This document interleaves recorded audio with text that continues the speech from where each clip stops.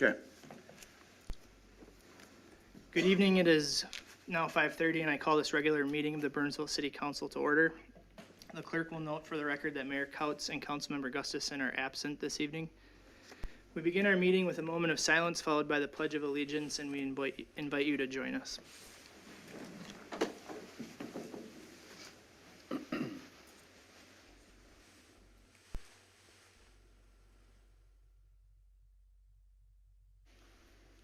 I pledge allegiance to the flag of the United States of America and to the republic for which it stands, one nation, under God, indivisible, with liberty and justice for all.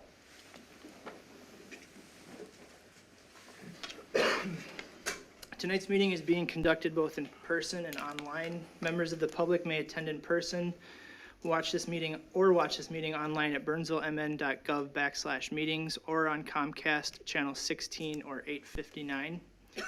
The public can also participate through Zoom by joining us at zoom.us/join. More information is available on our meetings webpage and in the council agenda packet. We move on to announcements and presentations. We have upcoming meetings. Regular council meetings upcoming are Tuesday, August 16th at 5:30 p.m. and Tuesday, September 6th at 5:30 p.m. We have a work session to discuss the budget and tax levy on Tuesday, August 23rd at 5:30 p.m. in Dakota Room B. And we have a special work session for service discussion Tuesday, August 16th at 6 p.m. in the Dakota Rooms. And we also have a special meeting August 12th at 2 p.m. to canvass primary election results, and that is in Conference Room D. We have a proclamation this evening for Night to Unite, and I will read that proclamation now. Make sure I'm not missing anything. Whereas the Minnesota Crime Prevention Association, along with AAA and local law enforcement, are sponsoring a statewide program called Night to Unite on August 2nd, 2022. And whereas Night to Unite is designed to get to know one another in your neighborhood, build neighborhood involvement by bringing police, fire, local government, and communities together, and to bring an awareness to crime prevention and local law enforcement efforts. And whereas Night to Unite supports the idea that crime prevention is an inexpensive, effective tool in strengthening police and community partnerships. And whereas Night to Unite provides opportunities to celebrate the ongoing work of law enforcement and neighborhoods in the city of Burnsville by working together to fight crime and victimization and increase public safety for all citizens.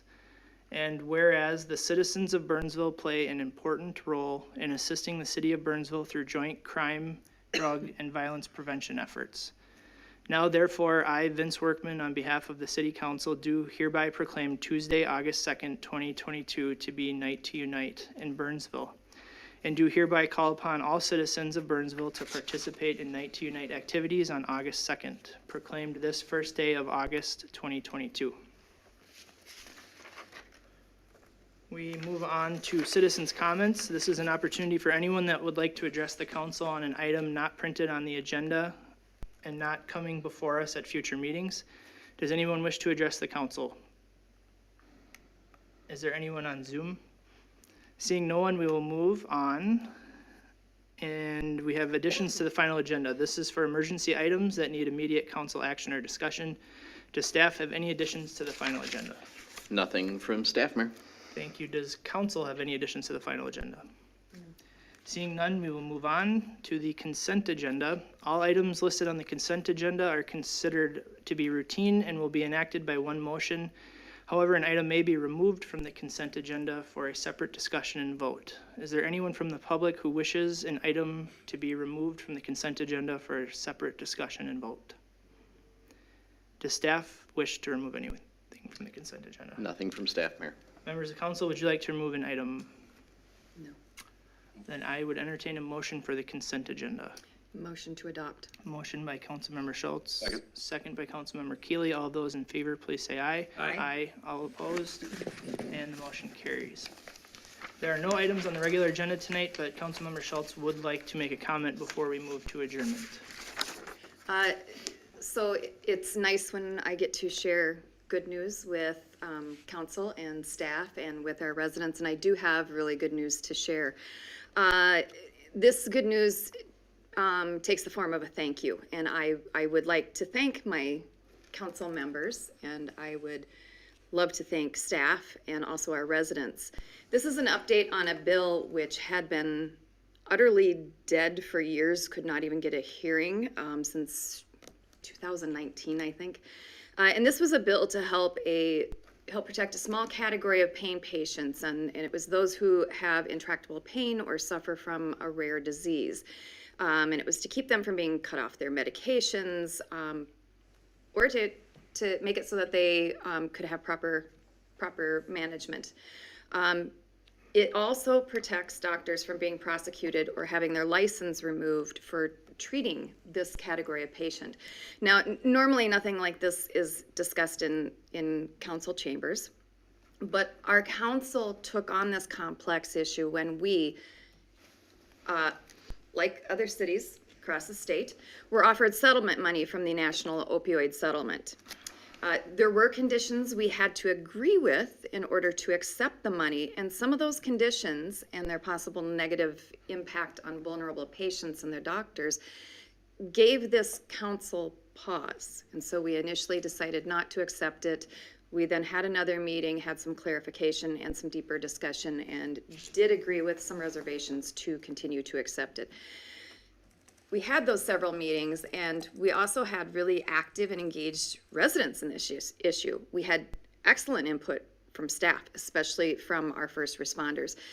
We also had visitors from around the state that came to address council, because we were the only council in the state who even had a discussion. Everyone else slammed it onto consent agenda, did not even discuss it. And it's not an easy topic, and emotions were high. But our staff, our council, our residents really came together to have a rational, in-depth, heartfelt conversation about it. And perhaps residents may not realize this, council may not realize this, but our council meeting was watched and discussed nationally. And it did make some national media as well. So here's the update, and I cannot thank everyone enough. This bill, which formally could not even get a hearing, is state law as of today.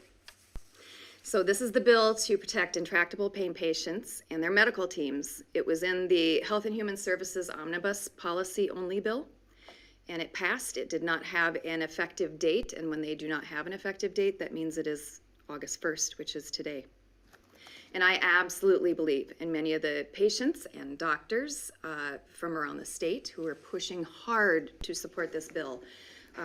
Also believe that if this council, if this staff, and if our community had not taken up this issue and championed it, it would still be ignored and dead. It would not have passed. So I am exceptionally pleased about this. I did receive an email from one of the patients who had come before our council asking to be heard because her city wouldn't hear her, other cities wouldn't hear her, but we did. And so many of you remember Cammie LaBelle. And so she sent me this email, and I did forward this on to our city manager to send to staff and to council. Cammie said, I wanted to send in a thank you letter to council, as I honestly don't believe we would have even received a hearing on this bill without the support of Burnsville City Council and your amazing advocacy. As you're aware, this legislation was proposed in 2019. It wasn't until March of 2022 that we were granted a hearing in the Minnesota legislature.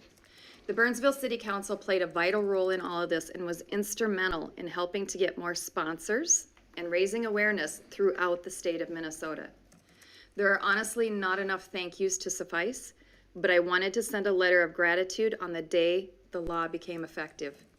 Burnsville took a stand on principle and humanity and was willing to open up a forum no other city would do, and no one was left out. Other cities need to follow Burnsville and not be afraid to have the hard conversations, no matter how unpopular they are. This law will save lives, and it would not have received the attention it did without Burnsville City Council. Thank you. Sincerely, Cammie Lavelle. And so I also, again, extend my extreme gratitude to my fellow city council members, to city staff, to our residents. Because of what you did, you have impacted people's lives in this state. You have saved lives, and you're preventing people from living in agonizing torture. And it's not often that a city council can have this type of effect throughout a state, but it can when you all push together. So thank you very much. Thank you, Councilmember Schultz, and thank you for raising this issue initially and bringing the attention to it. We all participated in the conversation, but for your attention to it and bringing it before this council, I don't know that we would have gained the traction that we did and had those conversations. So here's what all those tense conversations and meetings, here's the payoff. So if there's nothing else, Councilmember Keeley? I just want to say it is all really to the credit of Councilmember Schultz for bringing this information to our attention. We would have operated like many of these other cities and not questioned the language had we not had a subject matter expert among us. And thanks to her, she educated all of us. We dismissed on the surface that that lawsuit proceed, forced that public hearing, and brought everybody together. And it all started with Councilmember Schultz's knowledge and expertise. And I think this council ended up doing state level legislative heavy lifting on that night. And the entire public was educated in a wholly different way to the truth of both sides of that issue and all of the parties affected by it. So it was probably one of the most memorable, most meaningful work that I've ever been involved in sitting at this dais, and want to thank you, Councilmember Schultz, for that. It was awesome. Well, Thank you. I really appreciate it, and I really appreciate being on a council who was willing to have this type of conversation and not just do what was easier politically expedient. And that just speaks to our community, how wonderful our community is. So I appreciate it. 100%. That's the icing on the cake this evening. With that, I'll move to adjourn. We have a motion to adjourn. Is there a second? There is a second. All of those in favor, please say aye. Aye. Aye. Obviously, no one opposed. Thank you for being with us tonight, and have a good evening.